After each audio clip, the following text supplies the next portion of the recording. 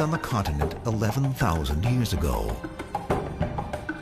But startling excavations in North and South America are forcing even the most skeptical scientists to reconsider centuries of hard-won evidence as we go in search of the first Americans.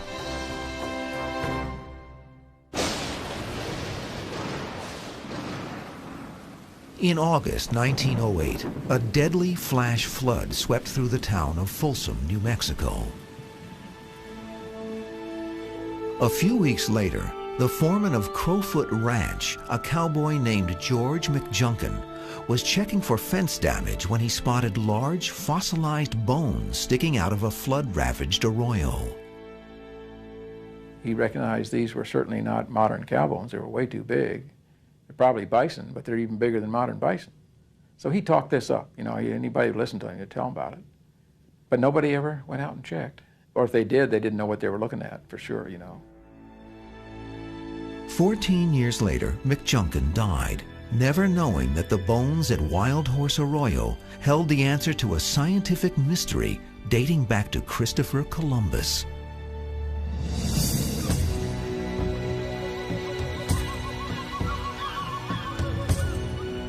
The indigenous people of America have always fascinated and confused Europeans.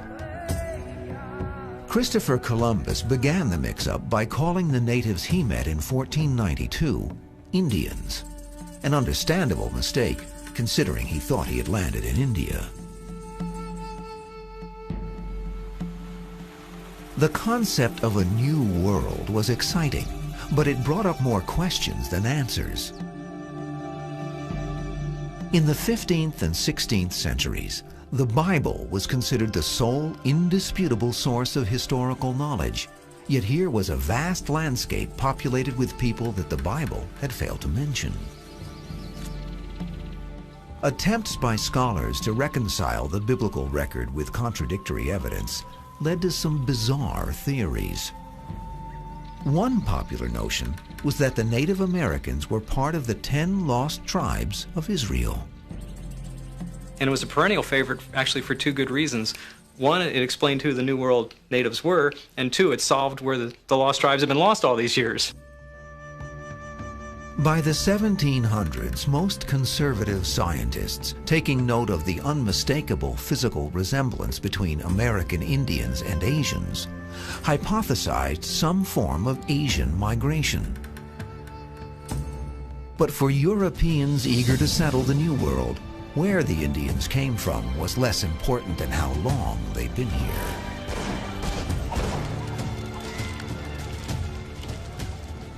One of the ways to justify capturing native peoples and taking native lands was to argue that they hadn't been here for a very long time, that their past was relatively recent, and so they have no particular claim to this land any more than we do. So force and might makes right. It wasn't until the 1860s that discoveries of stone artifacts alongside the remains of extinct animals in Britain and France established beyond all doubt that man had coexisted with extinct animals thousands of years before recorded history. Inspired by the Europeans, a cadre of American scientists began to search for signs of Paleolithic artifacts in the New World. The enthusiasts soon offered up oddly chipped rocks as proof of human habitation during the Ice Age. But more conservative scientists pointed out that it was not enough that an object looked old. There must also be a solid geological association. The concept here is a very early one in the discipline of geology. It's that you lay down a layer and then it's buried by another layer. It's like a layers in a cake. So if you put the first segment of the cake down and you know, put some icing on top of that, and then put another layer of cake down, put some icing on that and another, the oldest piece you put down was that first layer. So the sediments are laid down the same way. They're laid down in increments, and these increments build up strata. And events that take place will be then buried within these strata. In 1926, Nearly 20 years after George McJunkin first reported seeing large fossil bones at Folsom, New Mexico, Jesse Figgins, the curator of the Denver Museum of Natural History, decided to investigate. Figgins visited the site himself, then dispatched a man named Carl Schwaheim to do the actual excavation. Now, bear in mind that they did not know that this was an archaeological site. The Denver Museum went to the Folsom site for one purpose and one purpose only, and that was to find and recover the remains of an extinct species of bison that they could put on display. But in 1927, Schwaheim found more than bison, much more. Something which would, in fact, revolutionize American archaeology. A stone spear point laying between the ribs of a bison which had become extinct over 10,000 years ago. The elite of American archaeology quickly descended upon the Folsom site.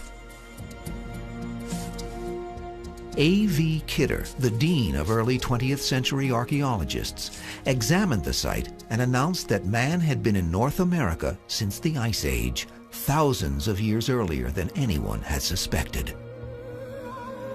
What it showed was that people had first arrived in the New World at a time when the New World was very, very different than it is today. At a time when the New World was covered by ice sheets which stretched from Nova Scotia in the east clear over to British Columbia in the west. Ice sheets that reached from the Arctic Circle all the way down to what's now central Ohio. Over the next few years, more sites with Folsom-style artifacts were discovered, using the same surprisingly simple method inspired by George McJunkin at Wild Horse Arroyo. Look for bones, then look for artifacts. What happens after Folsom, of course, is that we discover a whole series of these sites out on the plains, kill sites, more often than not, which leads to this very distinctive notion of Paleo-Indians as big game hunters. The lifestyle of the Folsom Paleo-Indians revolved around an extinct type of bison that once roamed the area by the millions. These early Americans, like the Plains Indians that followed, were clever, efficient hunters. Many kill sites appeared to be well-coordinated events where bison were herded into natural rock corrals or, in some cases, off the edge of steep embankments.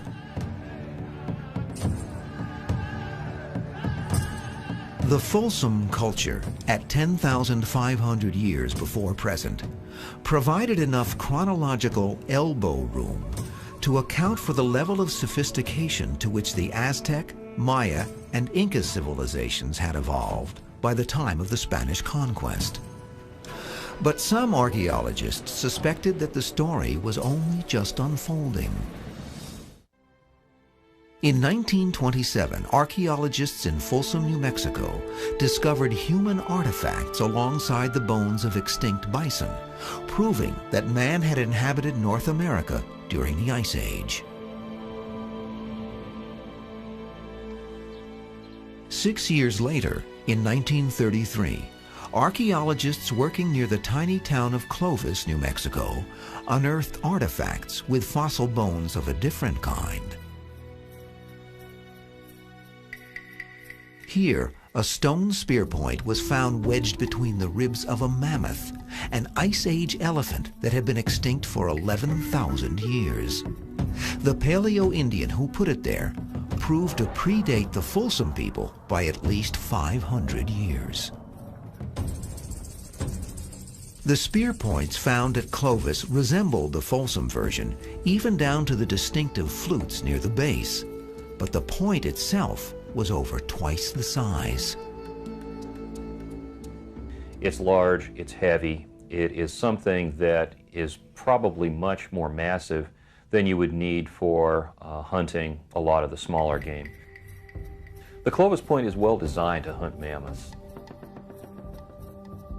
In the decades that followed, Clovis points began to turn up at sites virtually everywhere in North America. The geographical scope of the Clovis culture was impressive. But even more so was the speed with which the primitive technology had spread. Armed with radiocarbon dating methods, archaeologists confirmed that the Clovis culture had literally swept the Americas in less than 800 years.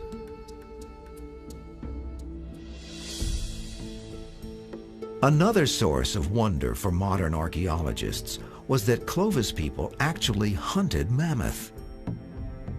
At one mammoth kill site near Naco, Arizona, 8 spear points were found in the skeleton of a single animal. Butchering an elephant using Stone Age technology was no easy task, as Professor Bruce Huckle and some graduate students learned in 1975 when they attempted to process a deceased circus elephant using nothing but authentic Clovis tools. Physically, it was hard work. We were constantly cutting and moving meat off of the carcasses for a period of 4 to 6 hours. It literally took 2 or 3 people working together to ensure that you could be efficient about it. But hunting a mammoth was a dangerous undertaking, and one that many archaeologists believe was the exception rather than the rule. There's 2 kinds of risk. One is the risk of coming home empty-handed. Hi, honey, I'm home and I missed the elephant, and so we're not going to eat tonight. The second risk is coming home dead. But of course, the rewards potentially are quite great as well. If you can kill successfully an elephant, you have gotten access to several hundred, if not a few thousand pounds of meat and other products. Bone for the manufacture of bone tools, sinew for hafting tools, potentially even using other portions of the elephant like the tusks for flint knapping tools, things of that sort. My suspicion is that if a Clovis group did kill a mammoth, they probably did so once and then spent the rest of their lives talking about it. Armed with 20th century theories about the Ice Age world, archaeologists now traced the path of migration that had delivered these earliest Americans to the New World. During the coldest Ice Age periods, 5% of the Earth's water was diverted from the sea and frozen on land in vast glaciers. Starting around 25,000 years ago, lowered sea levels exposed the shallow continental shelf beneath the Bering and Chukchi seas. This expanse of new terrain formed a land bridge known as Beringia, over which animals and human beings could migrate from the Old World to the New. Old World archaeological evidence places early Homo sapiens in Siberia and northern China 39,000 years ago. Sometime later, an intrepid group of Siberian people followed familiar game herds eastward into Alaska. So that the first Americans working their way over from Asia would not really have discerned that they were in a new world. Because in fact, Beringia, the continent, and Alaska were very much like Siberia. Crossing from Siberia may have posed no significant challenge to these hardy nomads, but the passage south into the lower 48 states was effectively blocked by glaciers. Coming together around 20,000 years ago, these ice sheets covered parts of southern Alaska and virtually all of modern-day Canada. However, near the end of the Ice Age, these glaciers may have receded enough to create an ice-free corridor through which people could have passed. If in fact the ice-free corridor was closed up until about 12,000, and if in fact Clovis groups are the first Americans and they do appear initially on the southern high plains at about 11,500, well then that fits all very, very nicely together. But new sites, new science, and radical new ideas about human migration would soon challenge prevailing wisdom about the antiquity and path of America's first inhabitants. By the 1960s, most archaeologists embraced the Clovis first model of human migration into the New World. According to this theory, the Clovis people had entered the Americas along the Beringia land bridge, then migrated through an ice-free corridor just in time to explode onto the North American frontier 11,200 years ago. You've got Clovis all over the place. It seems to be at the bottom of every stratigraphic section, and nothing is below that. So nothing is seemingly older than that. Many of these sites, you have deposits, older deposits, that still have the same fauna. They still have mammoth, horse, bison, camel, and just immediately older than Clovis, and you don't find any evidence of people. But the Clovis model had weak links that suggested there was more to the story. One thing that nagged at even the most ardent Clovis first supporters was their failure to find signs of Clovis culture north of Canada, in either Alaska or the area of the ice-free corridor. There's been a fair amount of archaeological research done in the area that was the ice-free corridor, and we've been unable to find any archaeological sites that really date much older than about 10,500 years ago. So this suggests that people moved into that area relatively late. Another source of debate among archaeologists was the time frame, less than 800 years, during which the Clovis technology had radiated throughout North America. Was this the result of a tremendously rapid migration, or the sign of a new technology spreading across an existing population? If you had a previous population that these things diffused across, we would certainly, I think, find it in the stratigraphic record, and we aren't. But when you have people entering new territory, and they're explorers, they're exploring, and they're wondering what's over the next mountain, and maybe in the next valley, that could carry people, I think, to the southern end of South America in a period of 500, 800 years. And it's very, very difficult to get people to move that quickly across so many different kinds of environments, to go from high altitude settings in the Rockies out onto the plains and into the eastern forests and then down into the southern forests. That didn't make a lot of sense. By the 1970s, some archaeologists were questioning the viability of the ice-free corridor. A new theory held that the first Americans used primitive rafts and skin boats to move along the lower coast of Beringia, then traveled south along Alaska and British Columbia, only then trekking inland. New geological surveys revealing that areas of the northwest coast had not been fully glaciated during the Ice Age made this coastal migration theory more feasible. We have now learned that toward the end of the last Ice Age, the last glacial advance, that the ice going out to the continental shelf or to the ocean were actually individual glaciers or tongues of ice between which there were pockets of land or refugia in which plants and animals and possibly humans could have survived.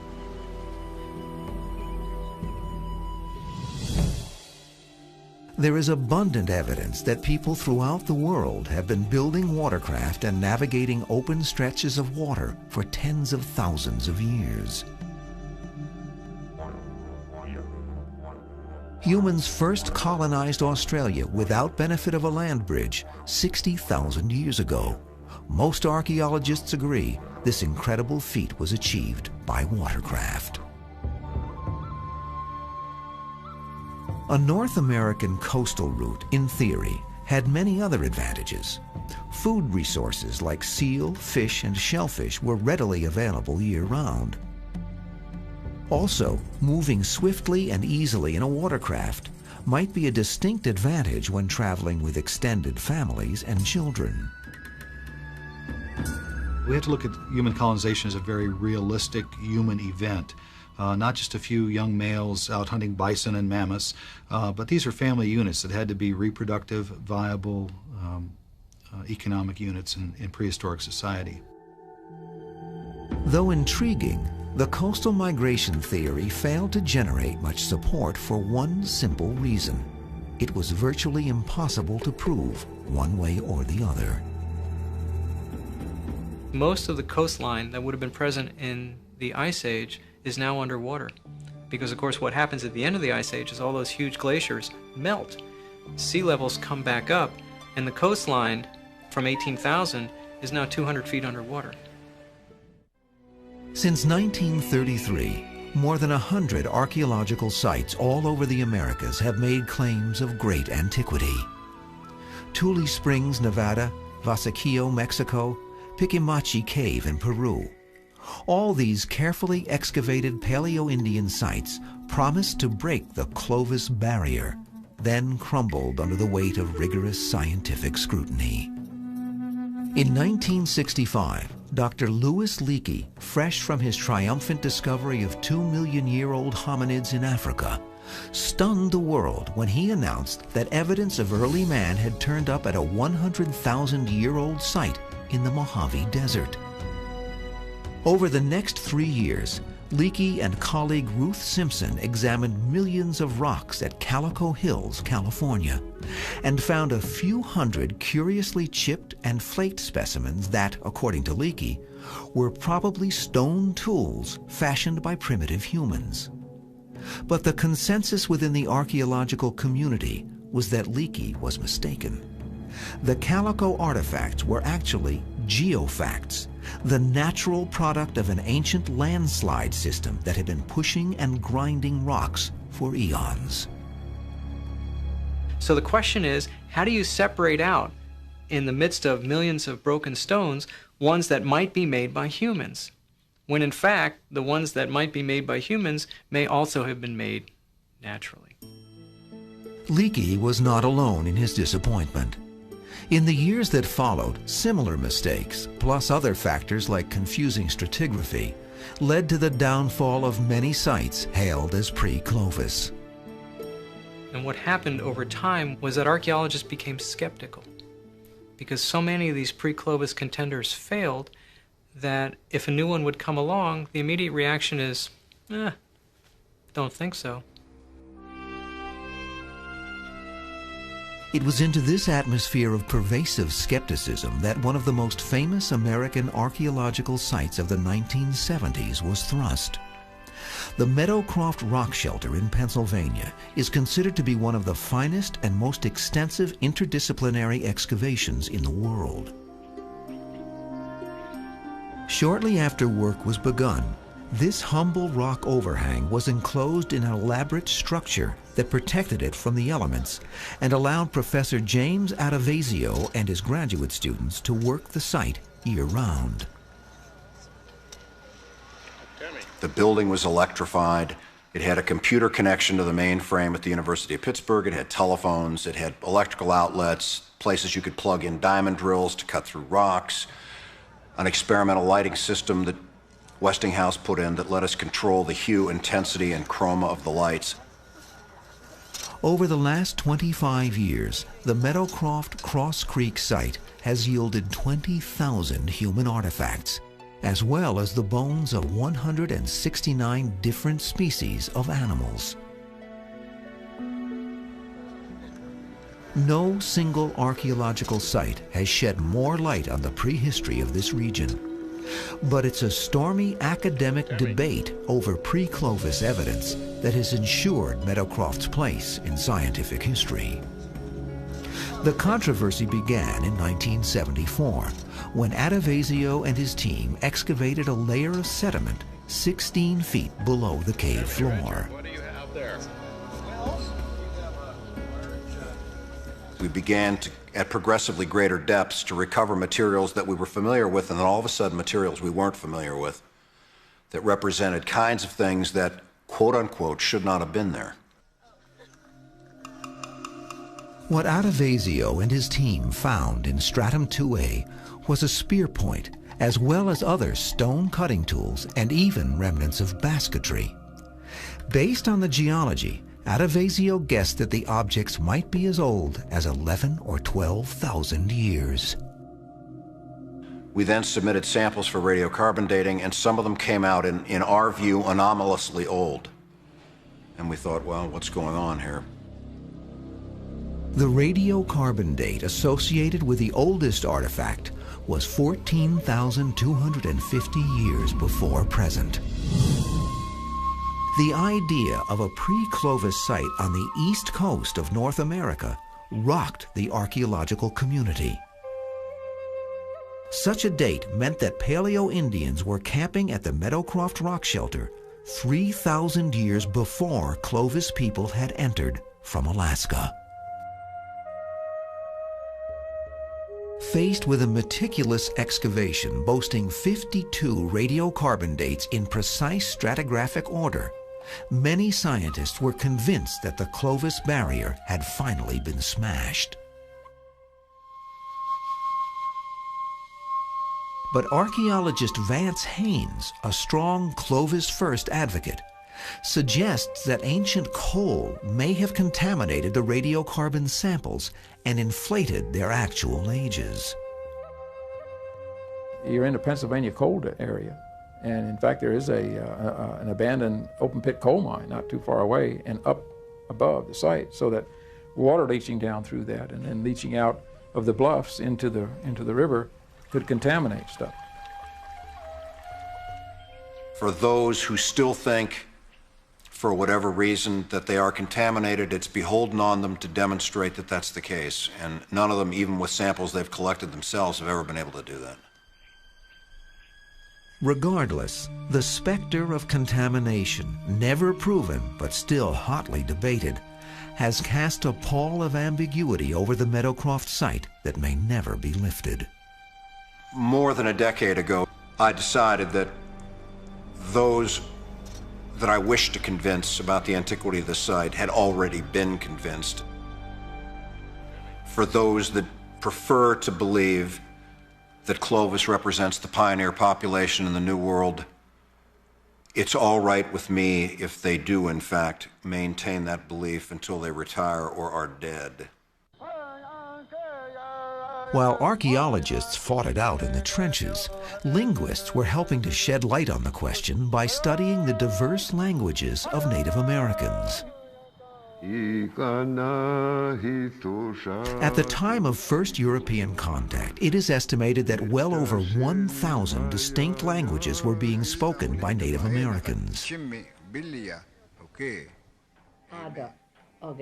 Thomas Jefferson, 18th century statesman, historian, and free thinker, was also one of the earliest scholars to recognize that the diverse languages of North and South Americans could only be accounted for by a time scale of many thousands of years.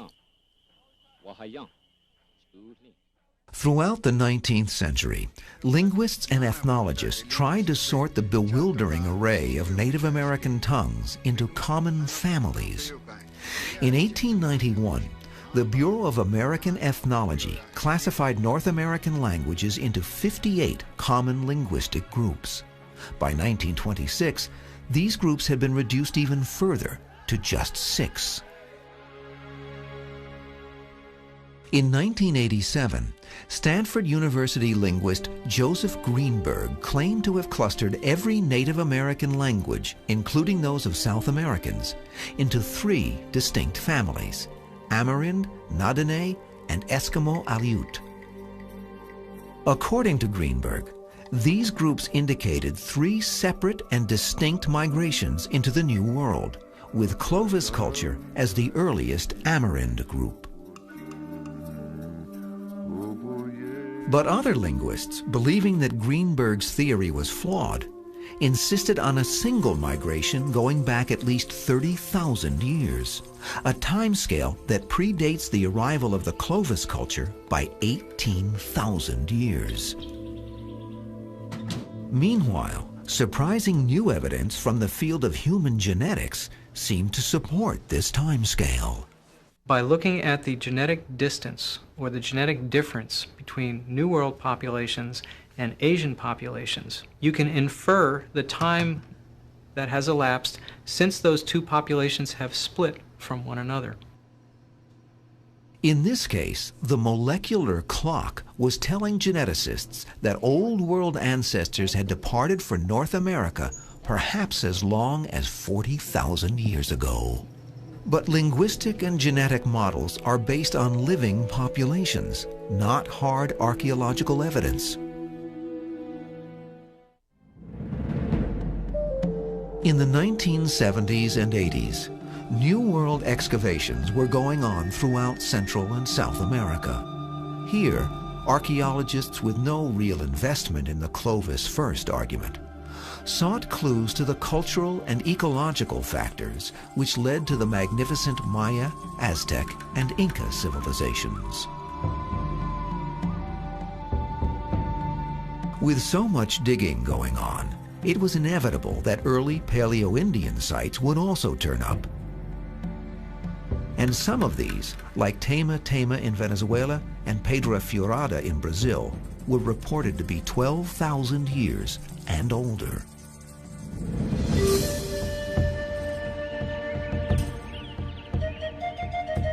The most intriguing of these lay in the Chilean lowlands along the sandy banks of Chinchihuapi Creek.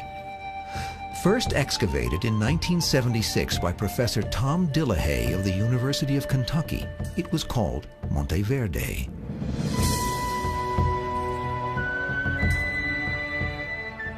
Here, Dillahay and a team of archaeologists from the Southern University of Chile found remnants of a 12,500-year-old Paleo-Indian camp.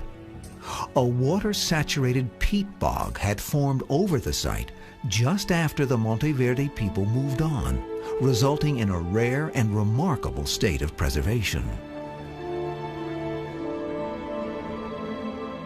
We found extremely well-preserved wooden implements, chunks of mastodon meat. We also found several pieces of animal hide, and in general, a lot of well-preserved material that you normally don't find in archaeological sites. I'd never excavated anything like that before, and it was just a sense of exhilaration throughout the excavation. 3 structures comprise this ancient human camp. The largest, probably the main living quarters, was partitioned into smaller units by lengths of timber that had been staked into position and tied with knots of reed. Immediately outside the main structure were clay-lined fire pits, communal hearths where the 20 or 30 Monte Verde occupants may have gathered. But perhaps the most heart-touching experience for me during the excavation of Monte Verde was the recovery of a footprint in mud next to a fire pit. And actually there were 3 footprints, but one was beautifully preserved. And it showed the depression of the heel, the rise of the arc, and the 5 toe impressions. Located 30 yards from the main tent was a wishbone-shaped structure clearly isolated from the rest of the camp. Dillahay believes that this structure was a medicine hut.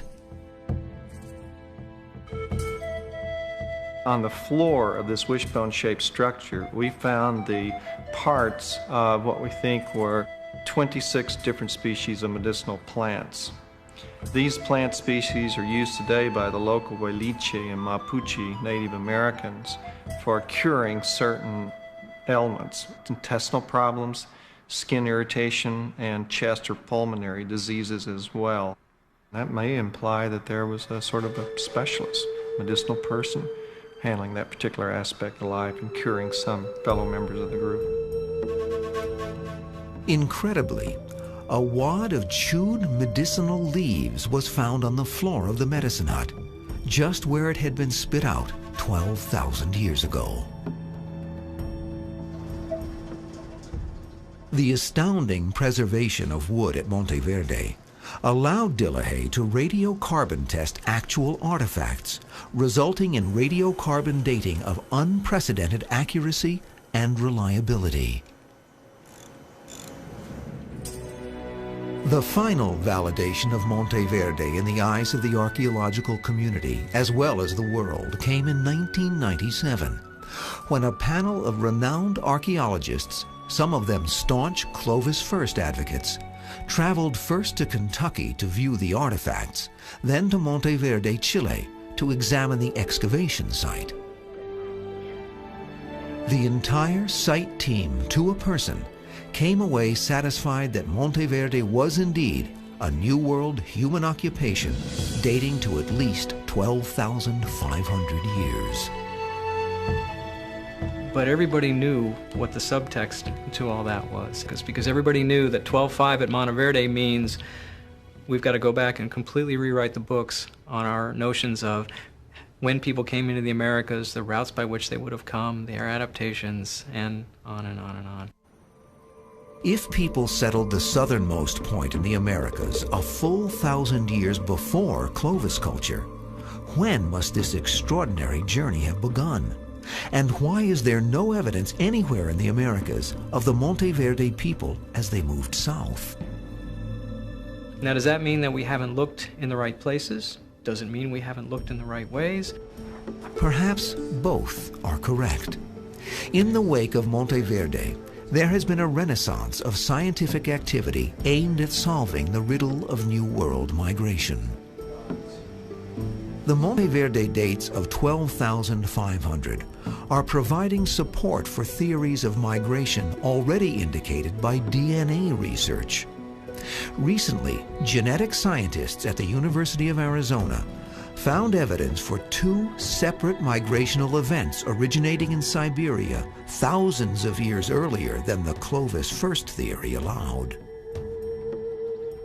The need to put the Monteverde dates into perspective has also led to renewed interest in the coastal migration theory. One of the things that has been suggested for Monteverde is that it may represent a coastal migration of groups that are working their way down the west coast of North America and then subsequently down the west coast of South America. And that may be why we don't see their traces in the interior of North America, because they effectively skirted down the coast and did not penetrate the interior. Exciting new archaeological work taking place along the coast of Alaska and Canada is showing that the coastal migration theory is not only possible, but scientifically provable. For the last 5 years, Dr. James Dixon of the Denver Museum of Natural History has been exploring and excavating caves on the islands along the southeast coast of Alaska.